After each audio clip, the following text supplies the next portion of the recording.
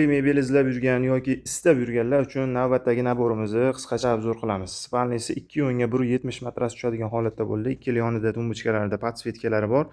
Podsvetkalarda hatto soatlari ham bor. Juda ham chiroyli, matraslarning taglari ochiladi. Mustahkamligiga biz kafolat beramiz inshaalloh. Va naborimizning asosiy qismlaridan biri bu shkafi bo'ladi. Shkafini balandligi 2.10, eni esa 240 sm bo'ladi. Ikki yoni albatta vishilkali kiyim ilishlik uchun mo'ljallangan. Ichlarni ham biroz ochib obzor qilib beramiz. Bu taraf albatta kuyov bolalar uchun, ya'ni qisqaroq bo'lgan istoshlar tepaga ilinadi, hamda shimlar yoki shunga o'xshash istoshlarga hamda tortmalarni qilganmiz. Bu ham albatta bir qulaylik. Shkaflarning eshiklariga e'tibor berasizlar. Hammasiga davchukli mexanizmlar ishlatilgan. Va bilaman, pullaringiz ko'payib ketganidan kichkina sefchalarga sig'may qolyapti. Mana shuning uchun biz kattagina seflarni qilib berdik mana. Ichlariga bemalol ko'proq narsalarni eltadi. Va bu tarafida ayollar uchun kiyim ilishlikka kattaroq qilib zona tashlaganmiz. Ya'ni vishilkada uzunroq bo'ladi albatta liboslar. Tagidagi tortmalarni ham davchukli mexanizmda qo'yganmiz.